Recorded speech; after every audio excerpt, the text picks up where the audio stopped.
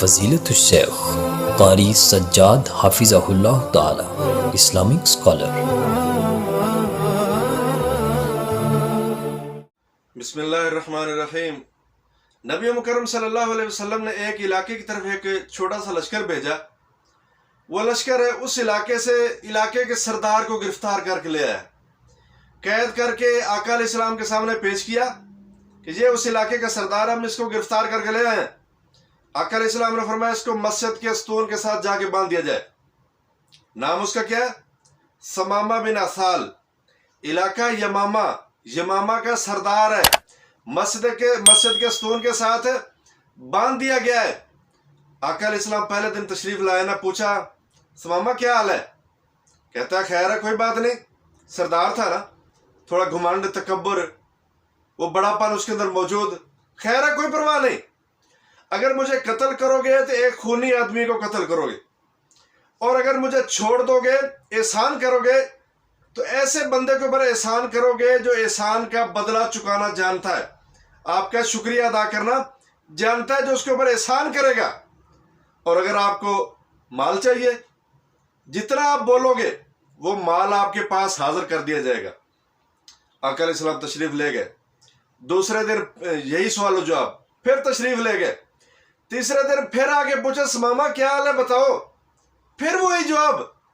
کہتا ہے خیر ہے، کوئی پرواہ نہیں ہے، مال چاہیے بتاؤ، قتل کرو گے خونی آدمی کو قتل کرو گے، چھوڑو گے احسان کرو گے، آپ کا شکریہ ادا کروں گا۔ تیسرے دن آقا علیہ السلام نے کیا کیا؟ ساتھیوں سے کہا، صحابہ سے کہا اس کو چھوڑ دو بھائی، جانے دو جدھر جاتا ہے۔ ہونا تو یہ چاہیے تھا نا، بندہ دشمن کی قید سے بھاگا ہو اور رکنے کا نام نہ لے، پھر بھاگ جائے، نکل جائے، دوڑ جائے۔ لیکن اس نے کیا کیا؟ قریبی باغ کے اندر گیا، غسل کیا، پھر واپس پلٹ آیا مسجد کے اندر۔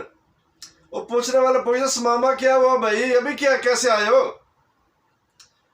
اللہ کیا کہتا ہے، قدم آگے چل رہے تھے، دل پیچھے لگا ہوا تھا، دل نہیں کر رہا تھا کہ میں اس شخص کو چھوڑ کے چلا جاؤں، میں غسل کر کے آ گیا ہوں، کلمہ پڑھنا چاہتا ہوں۔ اقرار کر لیتا ہے، توحید کا اقرار کرتا ہے، نبی کریم کی رسالت کا اقرار کرتا ہے، مسلمان ہو جاتا ہے۔ آگے کیا کہتا ہے؟ حضور آپ کا چہرہ آج سے پہلے مجھے دنیا کے اندر سب سے نعوذ باللہ برا لگتا تھا، لیکن آج آپ کا چہرہ دنیا کے اندر سارے چہروں سے مجھے زیادہ محبوب لگ رہا ہے۔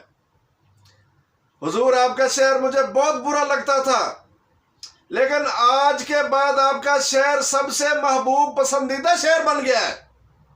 اللہ حضور ایک گزارش ہے، جب مجھے گرفتار کیا گیا تھا نا، تو میں عمرے کا ارادہ کر چکا تھا، ابھی مجھے آپ اجازت دے کہ میں عمرہ کر کے ہوں۔ حضور کہتے ہیں ٹھیک ہے جاؤ عمرہ کرو۔ مکے کے اندر پہنچتے ہیں، بندے پوچھتے ہیں، وہاں کے لوگ پوچھتے ہیں سنا ہے بے دین ہو گئے ہو، سنا ہے بے دین ہو گئے ہو؟ وہ کہتا ہے بے دین نہیں بھائی، میں نے آقا علیہ السلام کی فرما برداری شروع کر دی ہے، اسلام قبول کر لیا ہے، اور یاد رکھو میں یمامہ کا سردار ہوں۔ یمامہ سے گندم کا ایک دانہ بھی مکے کے اندر نہیں آئے گا۔ کس وقت آئے گا؟ جب مجھے آقا علیہ السلام اجازت دے دیں گے۔ پہلے کیا ہے؟ کفر کا سردار ہے، دشمنی ہے، اخلاق سے متاثر ہوا، مسلمان ہوا، اور اپنی جان تک قربان کرنے کے لیے تیار ہو گیا کہ حضور اجازت دیں گے تو وہاں سے کچھ آئے گا، ورنہ وہاں سے آپ کے لیے بھی کچھ نہیں آنے والا۔ واقعہ کیا؟ اخلاق، کردار۔ آج ہم بھی باتیں کرتے ہیں نا، دعوت دیتے ہیں، کردار کیسا ہے ہمارا یہ ہمیں پتہ ہے، اخلاق ہمارا کیسا ہے یہ ہمیں پتہ ہے۔ اگر ہم اپنا کردار اچھا کریں گے، اخلاق اچھا کریں گے، ہماری دعوت انشاءاللہ مقبول ہوگی، لوگ ہماری بات کو سنیں گے اور غلطیوں کو سدھارنے کی کوشش کریں گے۔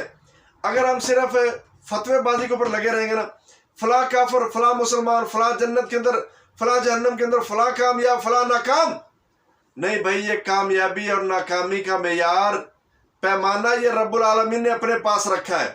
جنت اور جہنم کے اندر کس کو بھیجنا یہ رب العالمین نے اختیار اپنے پاس رکھا ہے، میرے پاس نہیں ہے، نہ ہی کسی اور کے پاس ہے۔ ہمارا کام ہے دعوت دینا، صحیح بات بتانا، سچی اور سچی بات دعوت ان لوگوں کے سامنے رکھنا، جو قبول کرے گا انشاءاللہ کامیاب وہ بھی ہوگا، ہمیں بھی اجر ملے گا، اور جو بات نہیں مانے گا ہماری دعوت کا ہمیں اجر ضرور ملے گا، اس کو جو نقصان ہوتا ہے وہ اللہ رب العالمین کے علم میں ہوگا، ہمارا انشاءاللہ کوئی نقصان نہیں ہونے والا۔ اللہ ہمیں عمل کی توفیق